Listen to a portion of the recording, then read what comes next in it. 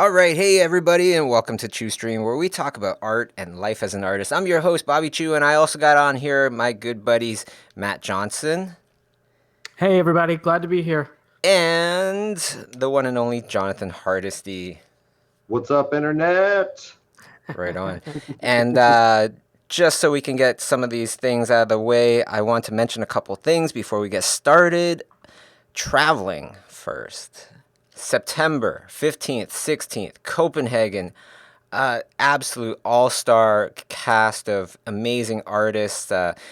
Alexandra Boyga, uh, Eliza Ivanova from Pixar, Carla Ortiz from live action fame, all the Marvel movies, Tuna Bora, Claire Wenling, and Helen Mingju Chen. That's going to be fantastic. And then right after that, I'm going to be heading over, and I'll be there too, along with Chaos Dara and a bunch of other amazing artists. But these are artists that are going to be presenting. And then after that, we're heading to Dublin.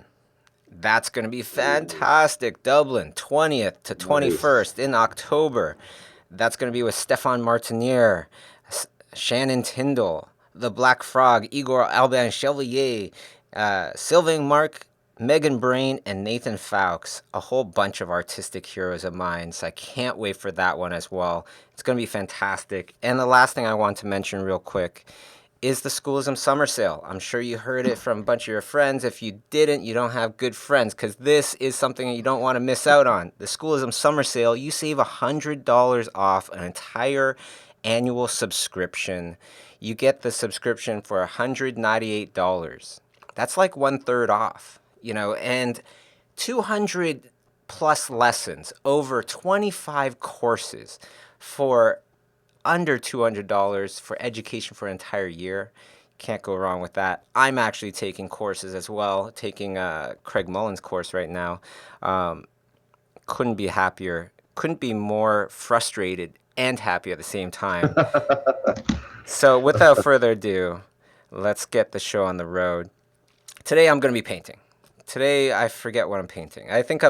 This is a painting for my newest book, Unusual Unicorns. So I hope you guys enjoy that. But otherwise, hey, we always take a bit of time before we get to that first question. So, Matt, why don't you just kind of bring us into the first question right now? Is that cool?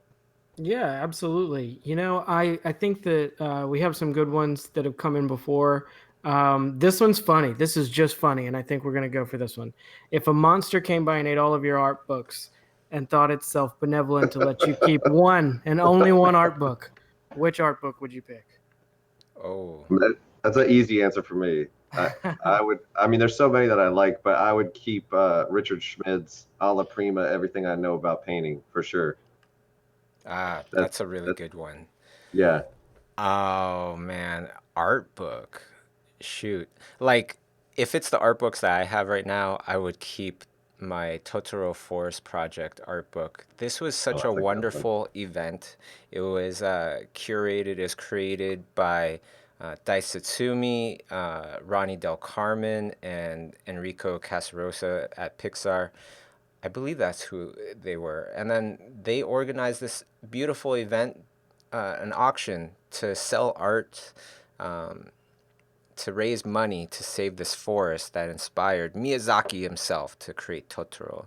And it's called the Totoro Forest Project. And we Wow, that's raised, cool. I didn't know that. yeah, that project, they raised, I think, like $250,000, something like that, Wow, perhaps super even cool. higher. Um, but yeah, and I got to participate, and all the artists that contributed a piece of art got a book. And so my book is like signed by so many of the people that were there, from like Pete Docter, John Lasseter, Ronnie Del Carmen, and so on and so forth. So that's probably my most prized art book. Oh yeah, that's a good one, man. That's a good one. I don't know how you can top that. That's a great one. Right. Yeah. I mean, That's that's just like an unusual combination of factors. That's like the perfect storm for an art book. Yeah, and the thing about it was it just reminds me of that time, that the experience of going to Pixar and everything. I think that was my first time at Pixar, um, and it was very memorable. Now, look, I'll I mentioned Richard Schmid's book, but Mm-hmm. I just want to say, Bobby, that I would throw my body in the way of the monster to save your Unusual Unicorns book. Okay, I would do that. Well, I would risk actually, my life.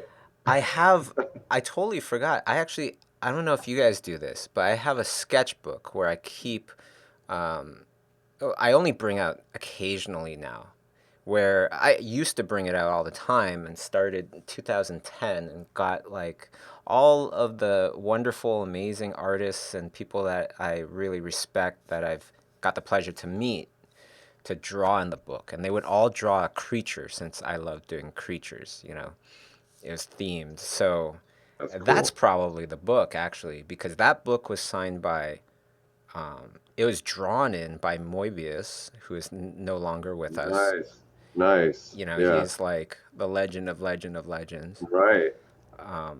Glenn Keane is in that book, Brenda Chapman, Ian McKeag. That is truly the who's who of the art industry. That's going to end up in a museum, man. You got to take care of that. I know. I You're wonder going to where it donate is that, now. you know? Yeah, you better It's get it. You been a got to while. donate that. Yeah. We'll see about that.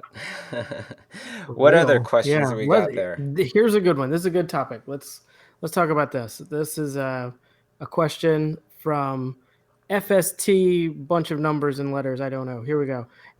In terms of improving, does perfection matter or does quantity of work matter?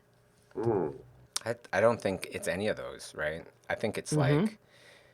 like, it's perhaps perfection if you're talking about the effort that you're putting in as you're creating the art, not the result of the art. Like a perfect kind of stream for me, for example, is when I get all my stuff together much ahead of time, which is not like today, and I get everything ready. I have a good amount of time to really think about stuff, and when we start streaming, start things start to flow, and it's the process. So same thing with art, right? Perfection for me would be like I did all the steps that I wanted to do. I did them in a very clear and concentrated way where I'm really thinking about the thumbnail, really thinking about and visualizing the colors and the value and so on and so forth. What's the thing for you, John? I've gone back and forth with this because, of course, when I was training, I spent 2 months on one drawing. So if I get that question a lot, people will say, "Well, is it worth it to spend that long on one drawing, making it look completely realistic?" But I think you and I agree as well, because I don't think that in and of itself is really the goal of why you're spending that much time on it. It's not to create this drawing that you can then say, "Oh, look, it looks just like reality." And okay, well, I could have just taken a photo, or there's no point. So it really comes down to what you're trying to learn and being smart and efficient and practicing the right things. That's the way I see it. So sometimes if you're doing gestures and you're spending 45 minutes on one gesture, you're totally defeating the purpose of gestures. And if you are doing a cast drawing and you spend 15 minutes on it, in my mind, at least the way that I learned cast drawing, you're defeating the purpose of doing a cast drawing. So I think it has to do with what your goal is, and then you have to take the smartest route to get there. And it's always thinking about the most efficient way, the best way to learn what you're learning. And that, I think, that changes from exercise to exercise, or drawing to drawing, or painting to painting. And I think you have to be smart about it. You really have to be smart about it and think about what you're doing. But practicing perfectly, like you said, it's kind of, is playing a perfect scale as a musician, is that the goal? No. But is trying to practice perfectly, like trying to get your technique perfect while you're doing that, the goal? Yeah, you want to try to be as good as you can with your technique and what you're learning and all that, but the goal isn't to play a scale perfectly so that you can record that and no one will care, if that makes sense. Totally, Yeah. totally. I Now, think that oh, go sorry, ahead. Bobby, go ahead. Oh, I was just I gonna mention the thing that I'm painting right now. It's the idea was to paint something kind of like in night vision. Yeah, I've been really exploring and really being interested in how different artists have perceived night, the nighttime scenes. And so with this one, I went more towards if you had like nighttime, what are they called? Infrared goggles on, that kind of Yeah. thing. Except it's not red, it's green. I kind of like the green look. I like it a lot. I wonder, like, you don't often, or maybe you do, and I'm mistaken, but this seems like it's very neat that you started with a very dark background and you're sketching with a very light Yeah, brush. usually you're right. I usually don't do that. So it got It's like me. scratchboard. It's like scratchboard or something. Yeah. I love scratchboard. Did you How guys was do the? scratchboard when you're in school and stuff? Or Oh yeah.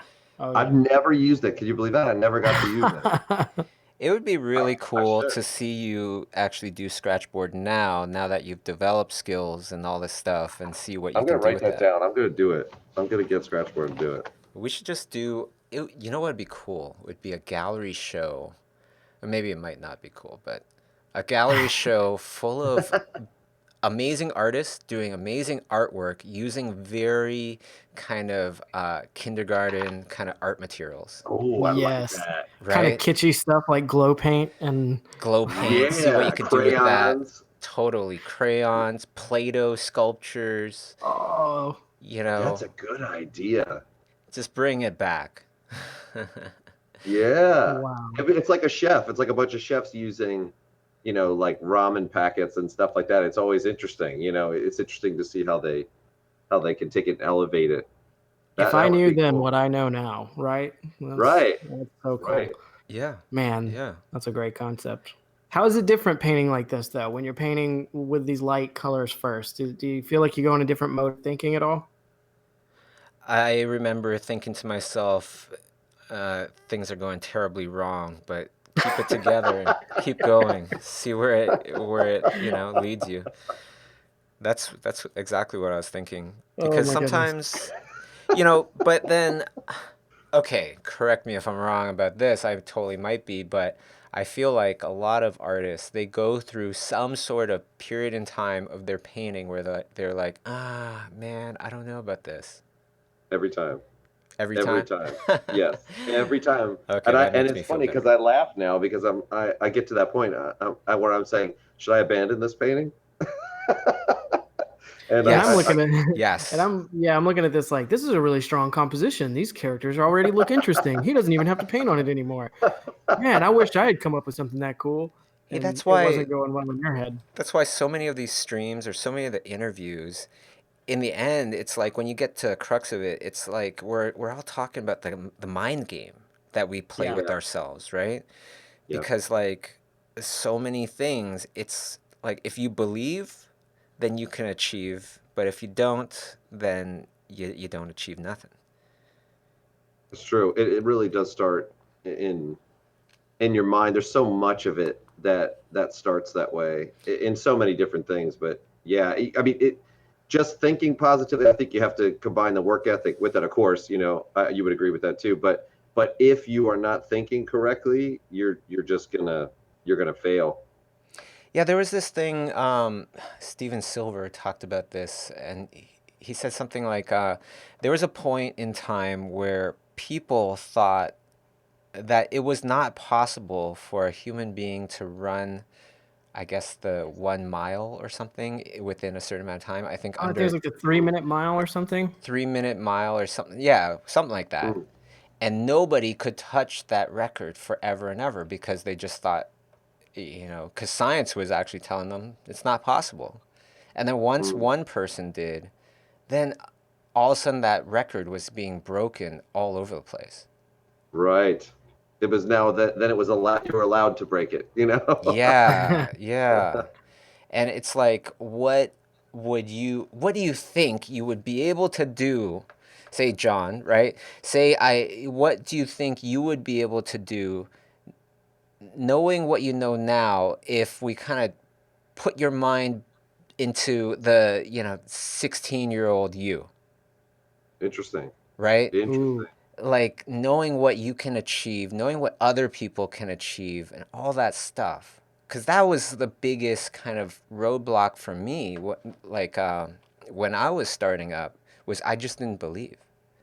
Interesting. Interesting.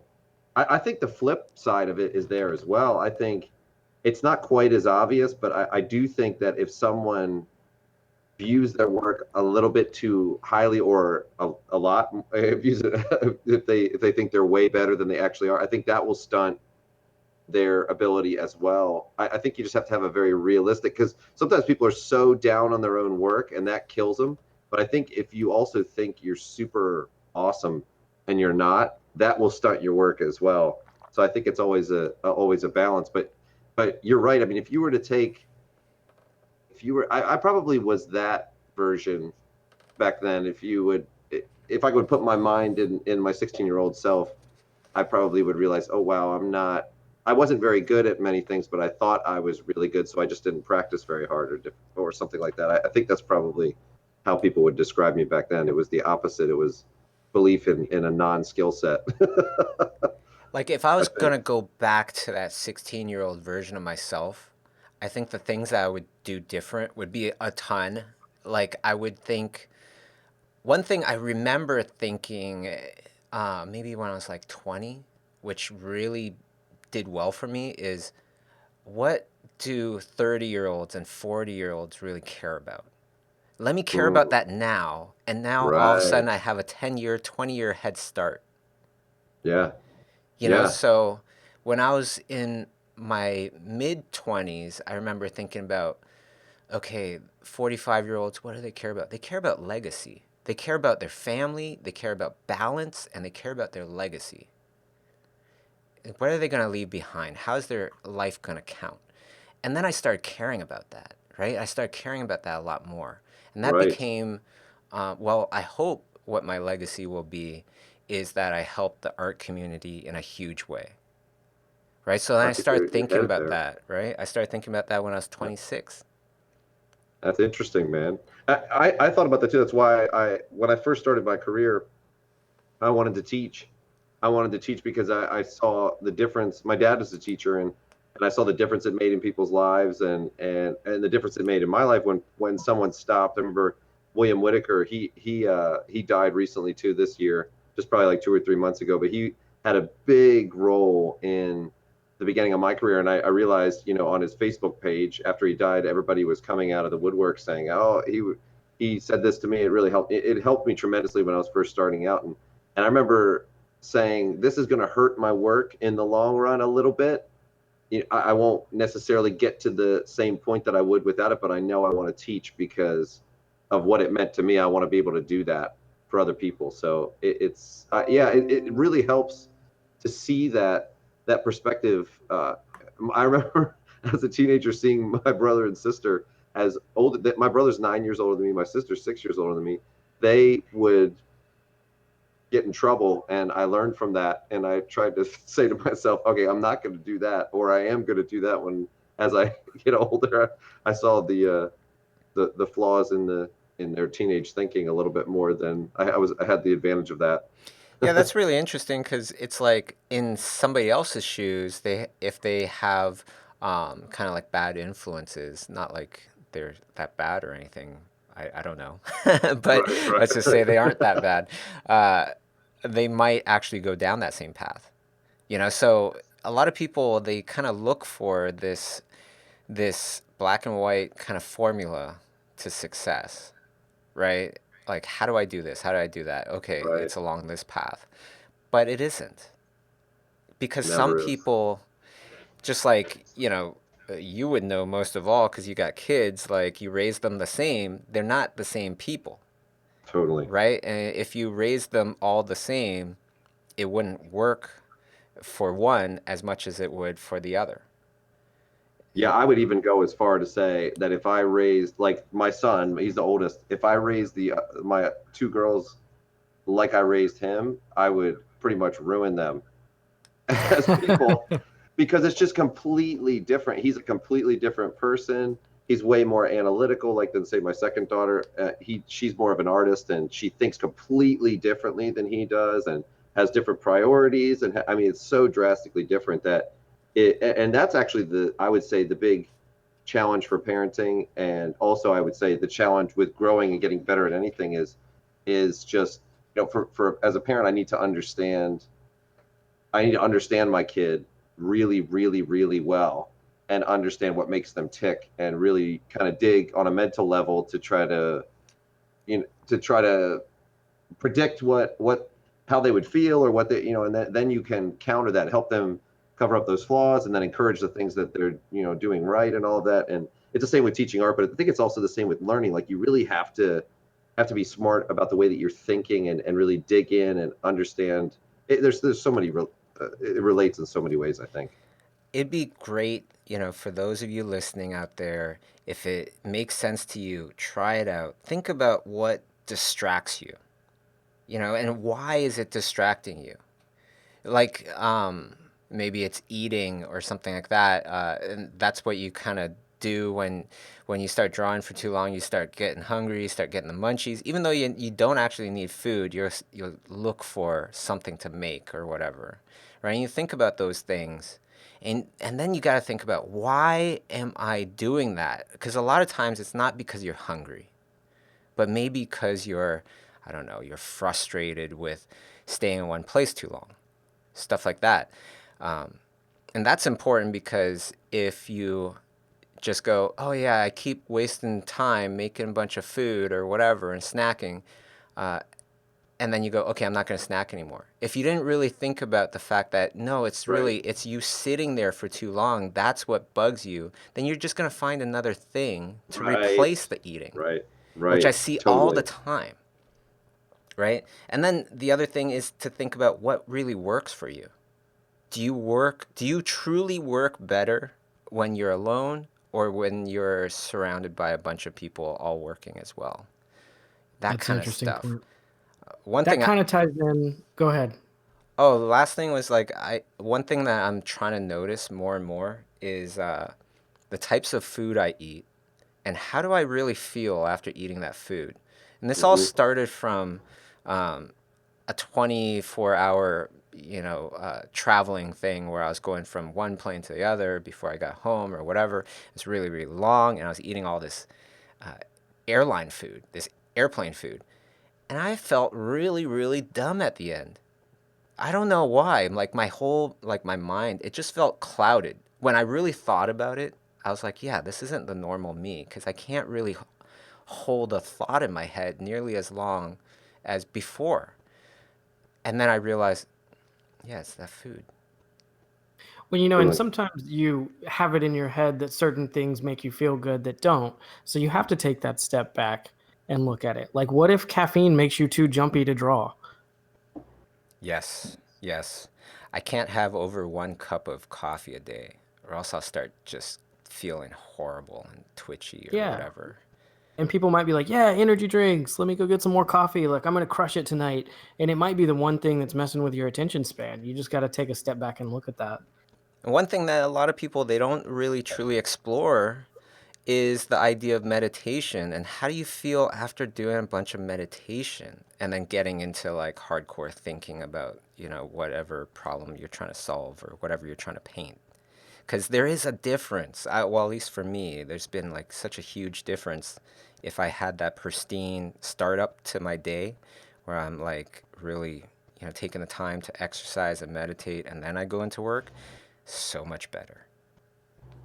That's Absolutely. something. That's something that kind of ties in nicely with this question from Edward. Do you have any advice on how to stop motivation from resetting every day? That's kind of tying in with what you're saying, and I think there's a little bit of procrastination slash motivation to talk about there. Stopping your Like motivation his from, motivation's kind of resetting every day. He said, like, he needs to jumpstart it again. "Yeah, I That want to build seems, momentum." honestly, for me, that seems pretty regular. Right. Like, if I stop meditating, if I stop doing my exercise, if I stop doing my morning routine, then I'm not as productive. I think it's like finding that little process, of how you get started or how you prepare, and really hone in on that and sharpen that. And Yeah. then, Mm, I right? think, I think you're tapping into something that is, it's hard to learn at first, but it takes a while to get to this point. But the reason we talk about all these other things, we're talking about exercise or we're talking about food when you're in an airport or something like that, is what you realize when you start to try to be good at anything is how it needs to be you need to convert your thought process from I'm going to compartmentalize this pursuit, and I'm just going to do it these hours during the day, and it has no effect on anything else, and nothing else has an effect on that. You have to realize it's a life change. So in order for someone to go from being, very self-indulgent and very lazy and, whatever it might be in whatever area, to shifting to something else, it's really a lifestyle change. So you don't see really, really prominent CEOs that are making, tons of money and they're running these big companies. I don't think I've never seen one that doesn't look like they work out or exercise or something like that. They're fit. They're always very fit, and there's a reason for that. It's because as a lifestyle, they have a particular way of functioning. And so, one of the things I realized when I was training, and the biggest part that I had to overcome was my own behavior. Didn't finish things well. I was lazy. I was scatterbrained, and I would actually bother the other students because I'd be working on my projects, and I was so undisciplined mentally that I had to start talking to them, and after 5 minutes, 10 minutes, I would start bothering them, and somebody said to me eventually, you know what, John, you just need to get to work, stop bothering all of us. I said sorry, but I realized I had to actually conquer myself before I could conquer the discipline of drawing and painting, because I was getting in my way. So you have to think about, when am I going to bed? Is that going to give me the mental acuity for the next day if I stay up till 3 a.m. playing Skyrim or whatever? That's probably on its way out, Skyrim. I guess that shows my age. That's me thinking as forward as I can. But That's so 2017 of you. yeah, right. But you know what I mean? You have to think about it in all those aspects. It was interesting. I saw Cristiano Ronaldo, who's one of the best soccer players to ever live. One of them. Now, I don't. People can argue about who is the best or whatever. He's definitely one of them. And they asked him, "How do you do it?" And he said, "I pretty much live and breathe soccer." He said, "But I also eat really well, and I go to bed on time." And he mentioned all these things. I show up for practice. He said all these things that were very standard, but it's also really hard to do those things on a consistent basis, and to value your pursuit enough to shift your behavior. But it's a better life to do that. It's like the respect for the fundamentals. I talk about this all the time, where it's Yeah, like a lot of the high level people, you think about fundamentals, you think about the beginning of your learning. But then you look at right. these professionals, these high level professionals, and they don't think about it as that at all. They are still concentrating very heavily, and perhaps even like Ronaldo, like revolving his whole entire life around the fundamentals of go to Exactly. sleep on time, eat well, practice, and so on and so forth. That's the thing that makes art so cool, because if that is the heart of developing skills, getting a good career, and all that stuff, these are all things we can do easily. We all can do these things right now. There's nobody listening right now who couldn't um, make these things priority, sleeping well, and so on and so forth. Well, maybe sleeping well. I don't know what other kind of stuff you got to do in your life Right. or whatever, but Right. practice and things like that, we can all choose to do that. You don't have to have some $10,000 computer. You don't have to have, a certain height or weight or things like that, agility. Everybody can do that. That's right. Now, how would you say that ties in with this question? Edie Smith asks how a level zero person with digital art can learn. Oh, That most results come from practice, but she's kind of asking what the approach would be for someone who's absolutely at level zero. what I do is I get just enough. I learn just enough to be able to do something, and then I really work on that for a while. So, what do I mean by this? Just one brush, default brush maybe. And all you're messing around with, all you're trying to figure out is opacity and flow. You don't use extra layers, you don't use anything else, you don't use the eraser tool. And you just get really freaking good at just that limited thing. You'll find little tricks and things here and there about how to, I don't know, paint faster or more accurate and things like that just through that. And then you bring on another feature and another tool and another filter and, and so on and so forth. I think the thing that really stopped me from learning ZBrush the first couple times was I was learning about everything in the menu, right? Like a million different features. And then when I go to like try to make something, I'm like, I don't know how to do this. Mm. It's overwhelming. Becomes totally overwhelming. Yeah. Like when you started learning painting, John, well, first, did you learn painting first or did you learn drawing first? And then when you learned painting, was it all value studies or was it straight into color? I wonder, because some people, they can totally go straight into color and they start learning like that. And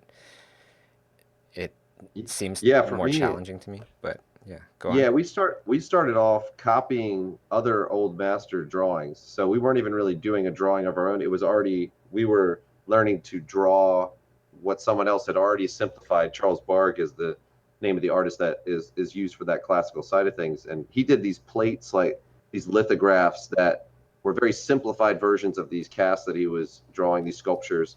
And we learned to copy them, not so that we could just copy things really well, but it really is there to show you how horrible your eye is at first and how off it is and how you're perceiving things so incorrectly. And then you start to learn to fight through that and start to perceive things the way they actually are, and you become much more sensitive in how you see and how that translates to your hand when you put down a value or put down a certain type of edge and things like that. So it started off ultra simple. Well, my teachers told me not to touch a brush before about 2 years, but of course, when they were gone, I did. That was a typical student and just waited for them to leave. And then I tried painting on my own and failed miserably. So it was okay. I was fine with that. But yeah, for about 2 years, we just drew.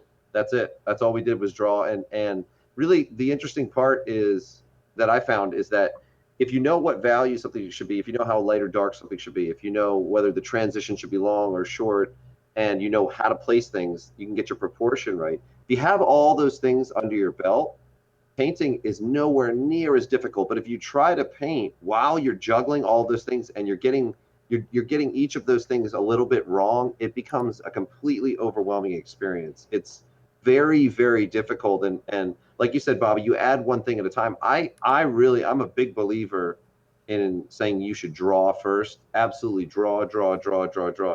Get that basis. And when I say draw, I mean focus on those fundamentals: proportion, value, edge, and really nail them and get them down, because then when you go to paint, you'll understand what needs to be described in paint. And yeah, so when we started painting, we worked monochromatically at first, and then we moved into color. But I didn't find the shift to color very difficult. I didn't think it was that difficult because we had spent so long just obsessing about values and edges that I didn't, when I was looking at the color, I was still thinking about values and edges, which helped tremendously. When I started doing life drawing, I remember, well, in college, anyways, when I started doing life drawing, I remember abandoning values, right? And just using line at first. Mm-hmm. Not even just drawing. I was just drawing with lines. I was not allowed Right. to, use patches of tone even. And really trying to create structure from just lines, it can be quite difficult. It could be very challenging. It's not a simple It's thing, tough right? for sure. But I definitely remember from there going on to the tones and values, and then I kept seeing myself using my lines as a crutch. So I abandoned lines for a good while, and I was only Mm-hmm. using the flat, the big part of my Conte, and just doing patches of tones and struggling with that. And really this isolated kind of this concentrating on specific aspects of art or drawing. That really, really helped. It's a huge struggle in the beginning because I Yeah. was so reliant on lines afterwards.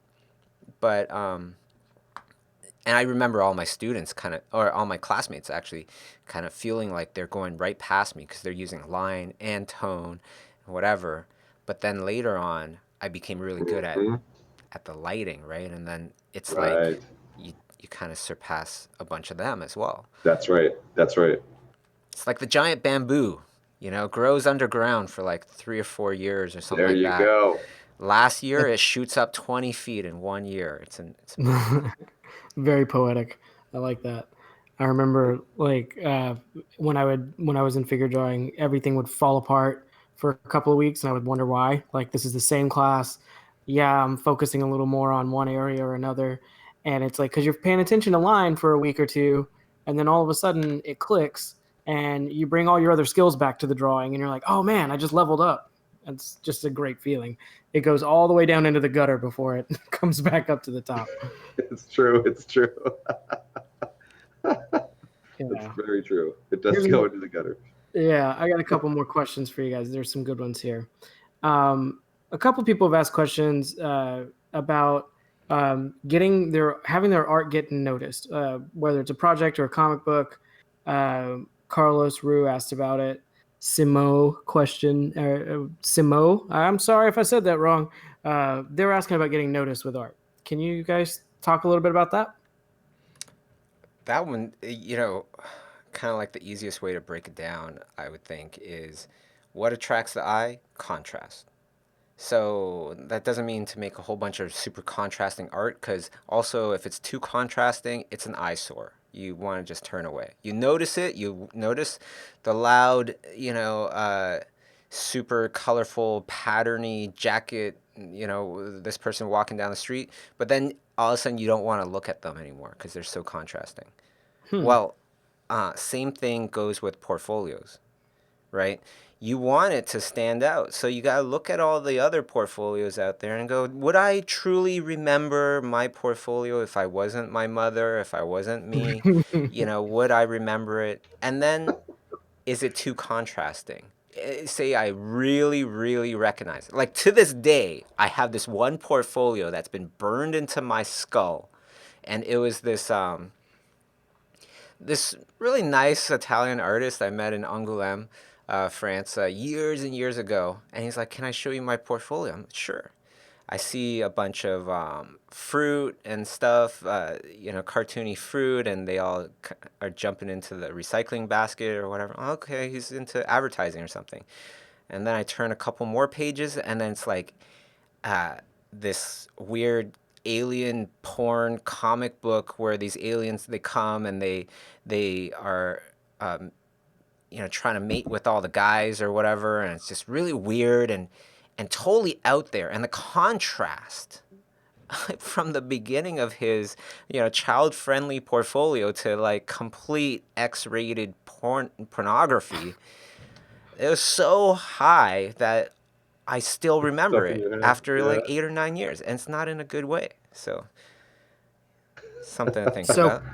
contrast, not too much, not too little, It's and you mean it literally and figuratively. Yeah, it's a balance, right? It's like cooking. You don't want it to have too much flavor. You don't want it to have too little Right. flavor. Hmm. I think have a very clear point of view and an honest one as well. What do you like to do, and Bobby? We've talked about this, and we've talked about the power of specializing on something. But if Bobby didn't like creatures, if he just thought to himself, "I'm going to make my thing creatures," and well, I don't really like it, but I think that's what the market would want. That it's not going to work.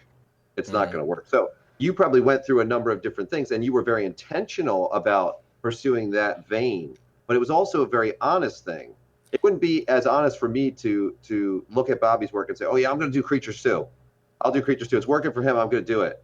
I started You off with layouts. I started off with environments. Interesting. That's interesting. I never knew that. Yeah, but the thing that I feel like I did right was I kept learning environments until I was good at it enough to really think, do I truly like it?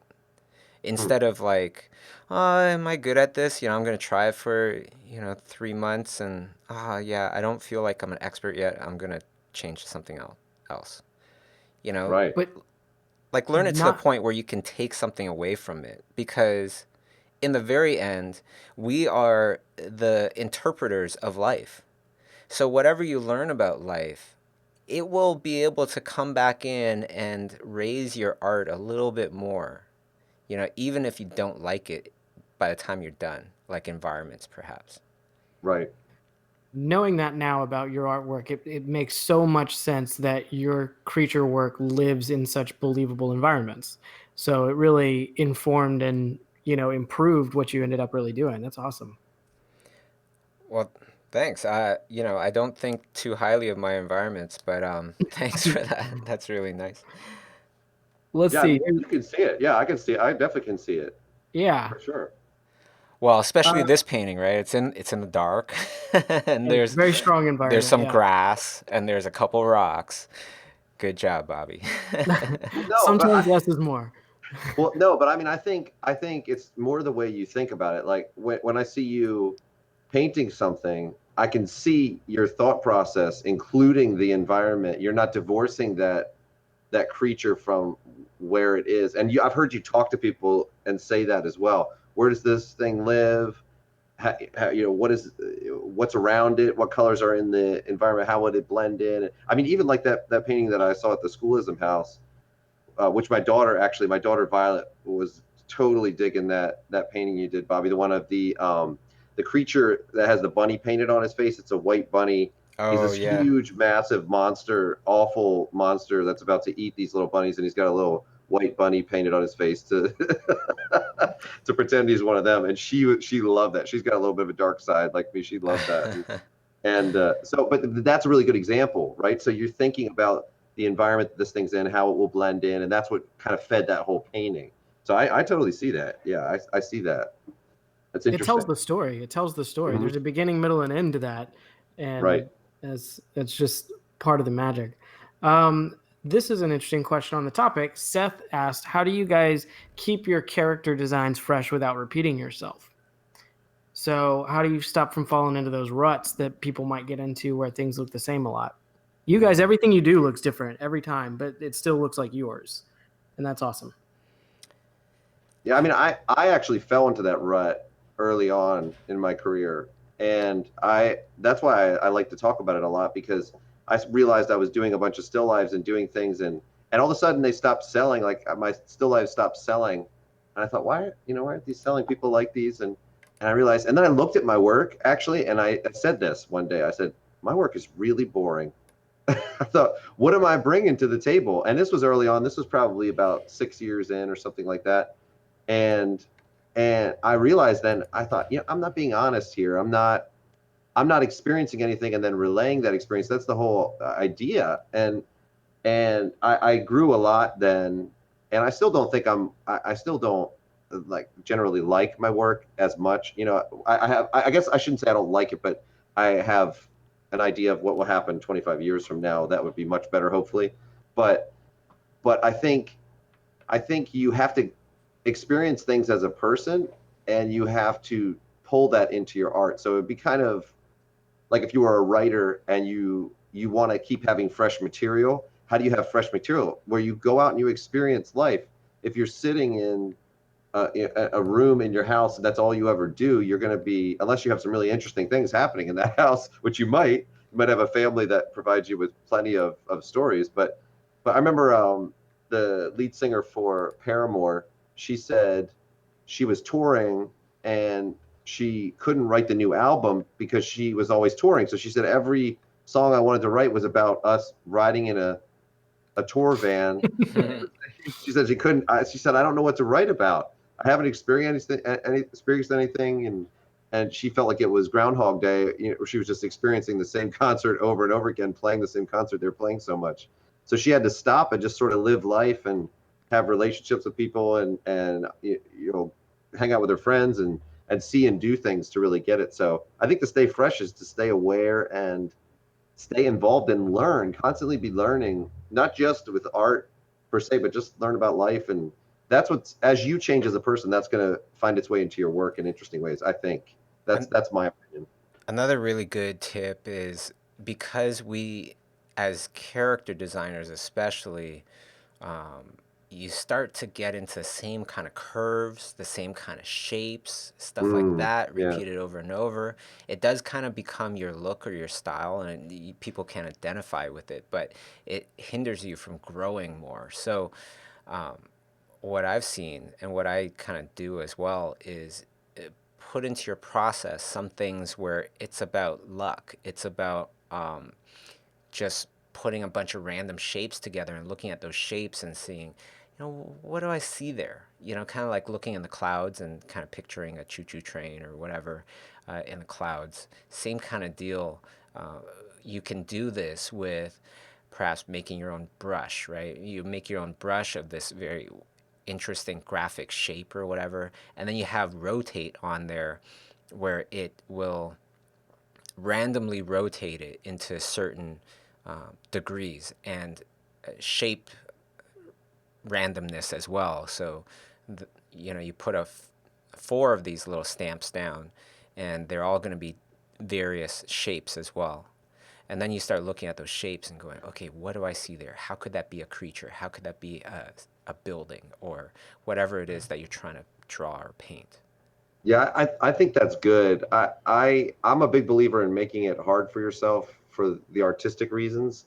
I remember Jack White saying on this documentary, it was about guitar playing, and he was with Eric Clapton and some other people, and people had always asked him, why do you use these crappy guitars? Because he would use these crappy guitars with, if anybody plays guitar with the action, the strings were way off the neck. So when you're pressing it, it's really tough to play the right notes, and they were cheap guitars. And he said, something that I thought was very interesting. He said, I like to use those instruments so that it introduces a struggle. He said, without that struggle, I don't come up with anything new, or I don't have to conquer anything, and it doesn't provide, I don't have to find any creative solutions to do that. So I'm a big believer in making it a little bit hard for yourself. Do something that, like this, where he's painting a night scene, which I mean, you probably hadn't painted too many at least before this. And is it going to be the greatest thing you've painted? Maybe not, maybe, but maybe not.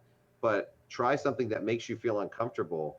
And I think that will lead to good things. Or take a schoolism class that's completely opposite of what you think you want to do. If And you're, oh, go ahead, Matt. no, no, I didn't want to interrupt, but also like the uh, Jim Bob drawing show where you take two random things and throw them together. Yes, And yes. I love that idea of just have a grab bag of ideas. Yeah, that's been Right. great. So Jim Bryson and I, we do this weekly show. If you look up Jim Bob Drawing Show, there's a prompt every week, and you can look for it on Instagram as well. It'll show you the prompt, and you draw along with us. You have a week to draw your version before you see Jim and my version. Now, for that, Jim generally, he's the one that comes up with the idea. He does the drawing, I do the painting, so I think about how to paint it. But at the same time, it really stretches my own kind of artistic muscles because he'll draw stuff I wouldn't draw, Right. and therefore I wouldn't paint those things usually. But now I am. So that's been really great too. Yeah. Yeah, that helps a ton. There's another couple of questions that go together nicely here. Sarah and Kelly.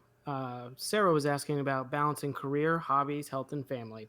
We all struggle with that, so she's asking for some advice on that.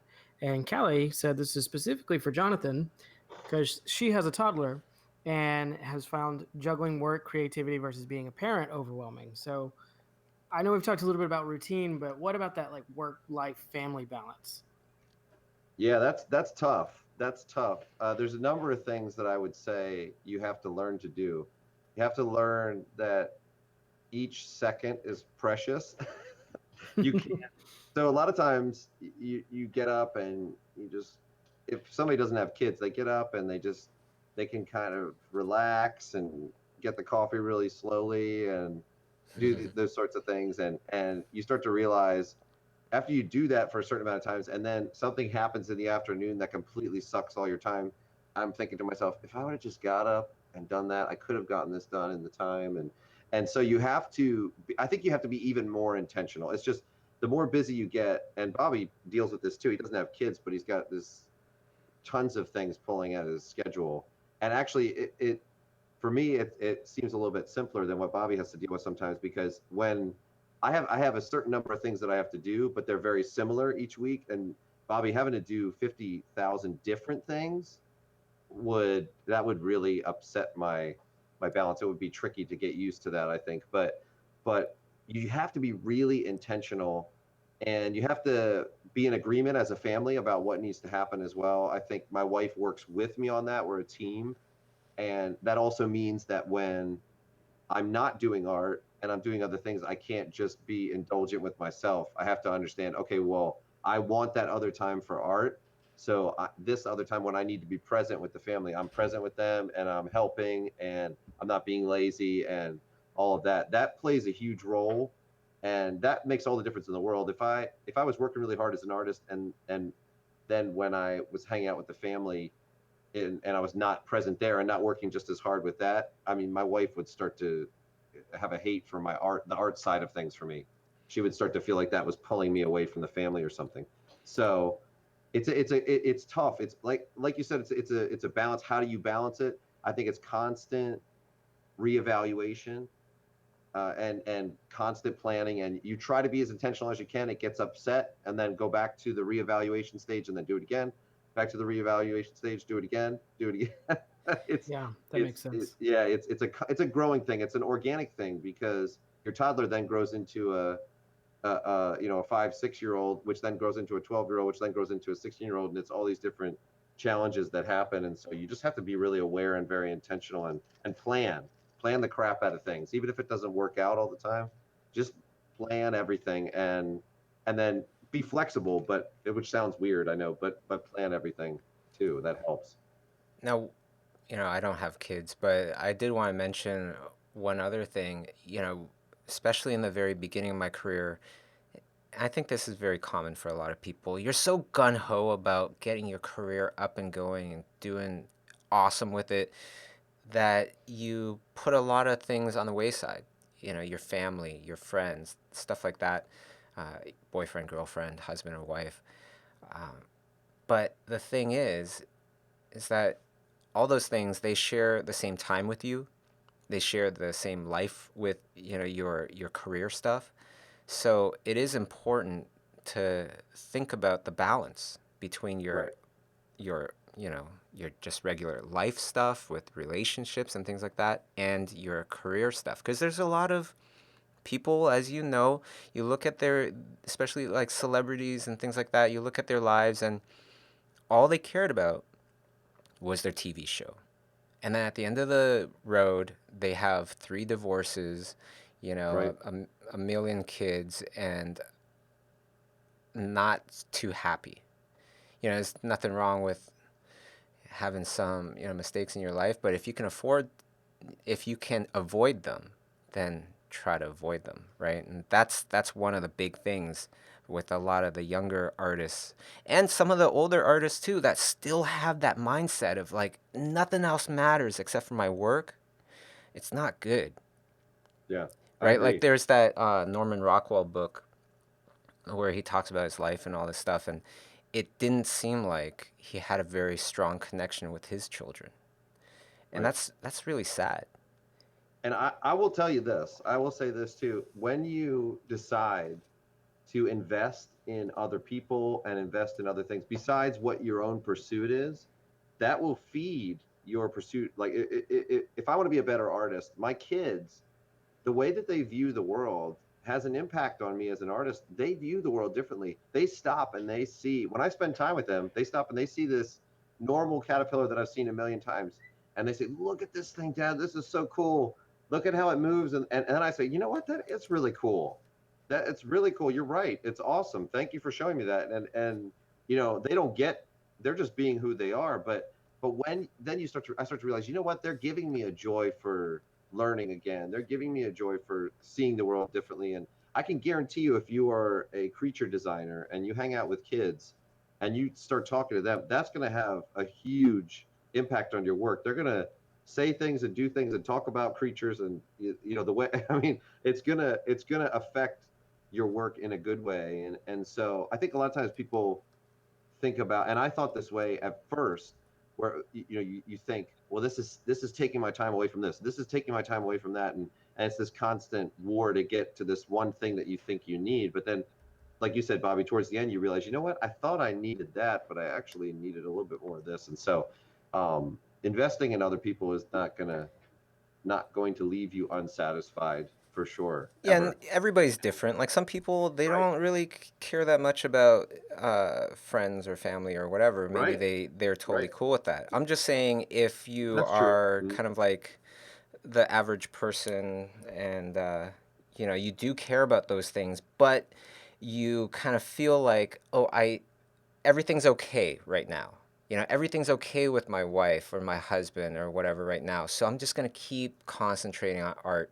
Just be careful. It might totally be Yeah. fine right now, but if it breaks, then all of a sudden that is going to affect your career. If that's the thing that you really care about, guess what? It is going to affect your career a lot, Right.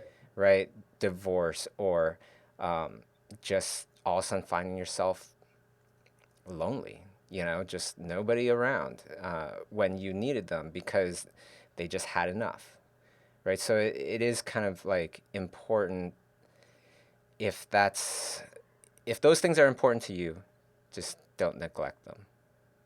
Yeah. Good advice. That's a tricky one too.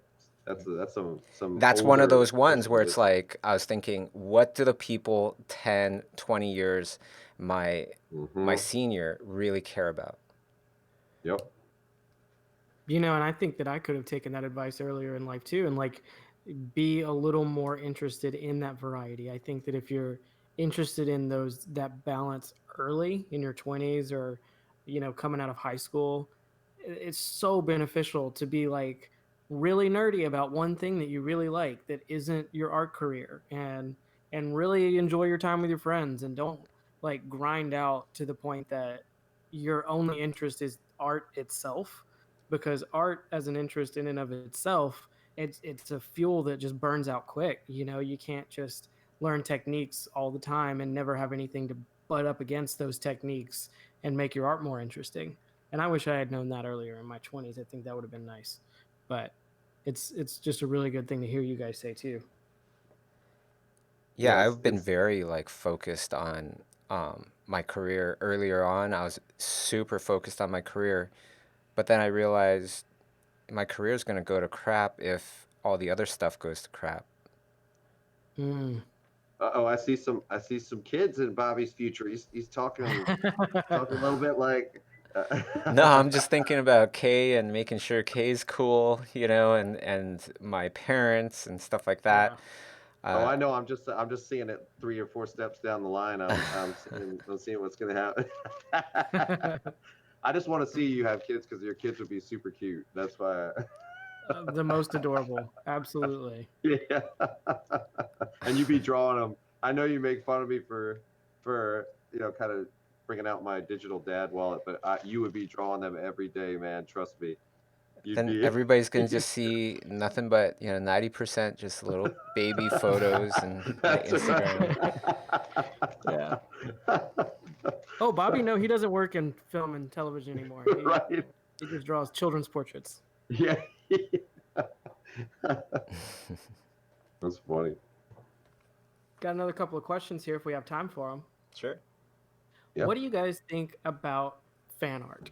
Rebecca asked that some people do fan art to kind of get off the ground and get a little more mainstream stuff going on. But when you're at a high level, you don't really need to do it. But do you guys ever think about doing fan art, or is that a part of your career at all anymore? And I know you guys don't do a lot of fan art, but how do you think it fits into careers? I Hmm. do some fan art. I'm interested if John does any fan art. Yeah. But I do fan art simply because I really like it, or I really like the idea that I have, the spin that I want to make on the fan art. Um, and I don't do it for any other reasons. I don't do it for likes because something's hot. I'm gonna start painting whatever that is. Um, I don't know. That's just my own thing, I guess. Yeah, I mean, I guess you could say that I've done fan art because I have done paintings to sort of painters that were alive at the time, and I painted them. I painted a painting that was similar to them as sort of like an homage to kind of learn their style. It's almost like a master copy Ooh. kind of a thing. So I guess you could call that fan art. It's different. It's different than painting, Superman or something like that or whatever. Painting it in the particular style of the person. But yeah, I for me, it's what you said, Bobby. If you like it, paint it. If you're if I like Adventure Time or different things like that. It'd be fun to do a painting like that. I would just do it for fun. And what was who did the who did he used to work for Blizzard. He did the Sword and the Stone. He took like the still images from that and turned them into 3D painted images. Mm, Mm. Really, really cool. There was some yeah. cool stuff like that, and he did that because he grew up with it. He grew up with that. And did he do it with the Secret of Nim too? He may have done that with the Secret of Nim and made it like really fully painted in 3D, and that's pretty cool. That kind of stuff is really cool. I think it really won't.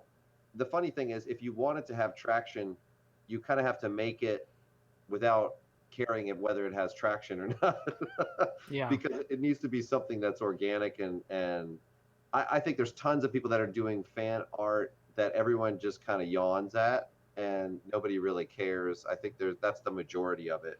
Um, there's lots of Comic Cons and things like that, and so I think I don't think it's a bad thing, but I think like you said, Bobby, I'm not sure that it would factor in to me. I'm not sure that it would factor in as a career move or something. It could be. It It's could a be. Like Yeah, some artists, they're very good at it, and they get a lot of work because of it. But again, I think it's like think about the balance. I think that's the right. theme of this week's stream. Actually, is kind of It like about is. balance. Uh, so, if if you are like me and I'm always after original ideas original movies that I want to work on, then do a lot of original art. But if you want to do a lot of remakes, or say you want to do a lot of Mm, pinup or cover illustration for comic books, then totally do a lot of fan art. Why not? And just paint it in your own way or whatever, and then hopefully if it gels, you would get a bunch of work doing covers, right, for other properties that already exist. So it just right. depends on what you want to do. But I don't think fan art, it's not like a question that's black and white. Oh, can fan art True. harm your career or does it strengthen it? Yeah, that's it a good just has to call. have Like that depends on balance. what you want to do. Yeah, It would be yeah, weird to see like somebody like James Jean all of a sudden do some, Powerpuff Girls fan art. right. You know what But I would you mean? want to see it? But would you want to see it? Do you feel like you want to see that? I kind of do, and I kind of don't. I kind of Right. do because I want to see his spin on it, but I kind of don't because of what his art kind of represents to a lot of people. Hmm. It's not about fan art. Right. It's not about pop culture as much in that way. Like when I think fan art, I just always think about pop culture versus fine art, which I just think of like culture in general. Like, putting a bird in your painting isn't fan art of a bird. That's just life, Right. right? Right. It's like Right. doing a study of an old master is like a fine art, fan art. Yeah. It's true. That's good. Fine art, fan art. Yeah. That could be a hashtag. Fine art, Really fan could, yeah, yeah. I like it.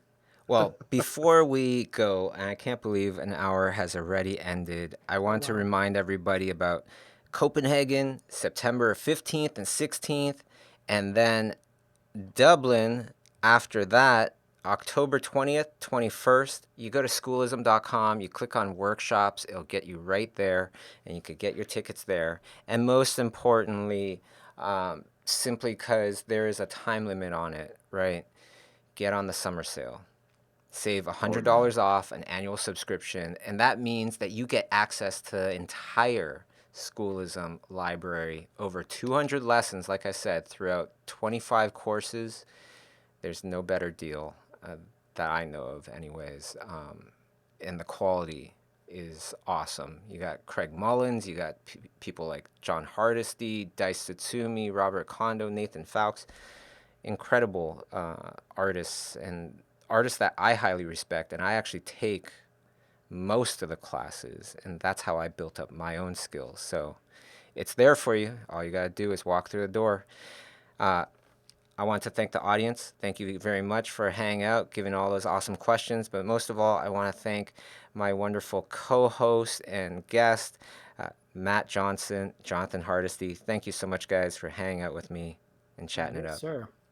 It was awesome. Yeah, thanks, Bobby and Always Matt. It was awesome. great. Yeah, thank you guys. Right on. Well, if you want to stay in touch with everything Schoolism, and if you're an artist, highly recommend signing up for the newsletter for Schoolism. You could go to schoolism.com, scroll down to the bottom, and subscribe, or subscribe to this channel. And then don't forget to hit that notification button, because when you hit that notification button, you'll know instantly when we put up a new video. Thanks everybody for watching. See you guys next time. Take care, everybody. Bye.